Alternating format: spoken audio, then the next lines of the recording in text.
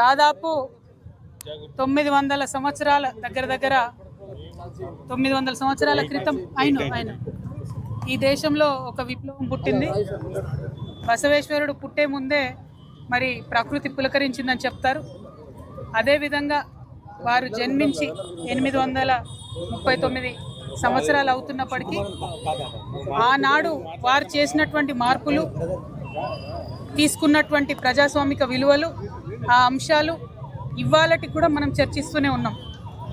ఒక పక్క వర్ణ భేదం లేకుండా, కుల భేదం లేకుండా సొసైటీలో అందరూ కలిసి ఉండాలి, అందరికీ కరెక్ట్ డెవలప్మెంట్ కావాలి, అందరికీ సరైన గౌరవం ఉండాలని ఆనాడు వారు ఏదైతే చెప్పారో, లింగ భేదం లేకుండా, స్త్రీ పురుష భేదం లేకుండా అందరికీ సమాన అవకాశాలు రావాలని ఏదైతే చెప్పారో, ఇంకా అది సాధించుకోవడానికి 830 ఏళ్ళ తర్వాత కూడా మనం పాటుపడుతూ ఉన్నాము, ప్రయత్నం చేస్తున్నామంటే మనం వెనకబడి ఉన్నట్టు లెక్క.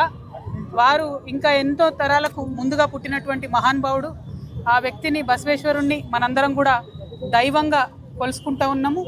మరి వారి యొక్క స్ఫూర్తితోని భారతదేశంలో నిన్న మొన్ననే మహిళా బిల్లు వీగిపోవడం జరిగింది. చాలా దారుణం. మహిళా బిల్లు పాస్ అయి ఉంటే బాగుండేది. పాస్ కాకుండా మరి అనేక శక్తులు అడ్డుపడి కుట్రలు చేసి మహిళా బిల్లు పోయేటట్టు చేసిండ్రు.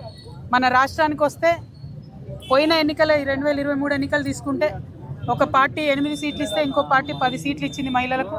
అల్టిమేట్గా ఒక దాంట్లో 3 గెలిస్తే ఒక దాంట్లో 5 గెలిచిండ్రు. అంటే టోటల్గా కూడా మన రిప్రజెంటేషన్ ఎక్కడ కూడా లేదు.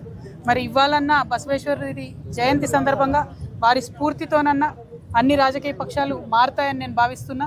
నేను కూడా త్వరలోనే పొలిటికల్ పార్టీ పెట్టబోతా ఉన్నాను కాబట్టి బసవేశ్వరుడి స్ఫూర్తితోనే ఒక సామాజిక న్యాయం కోసం కొట్లాడతాం.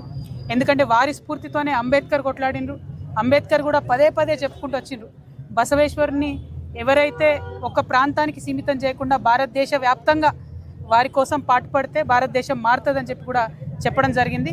మరి ఆ బసవేశ్వరుడి యొక్క అనుచరులకి నేను మనస్ఫూర్తిగా శుభాకాంక్షలు తెలియజేస్తున్నా.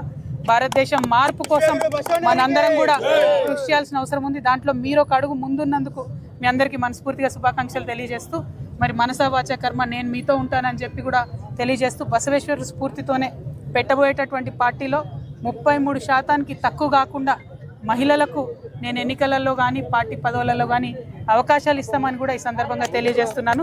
Thank you. జై తెలంగాణ, జై బసవ.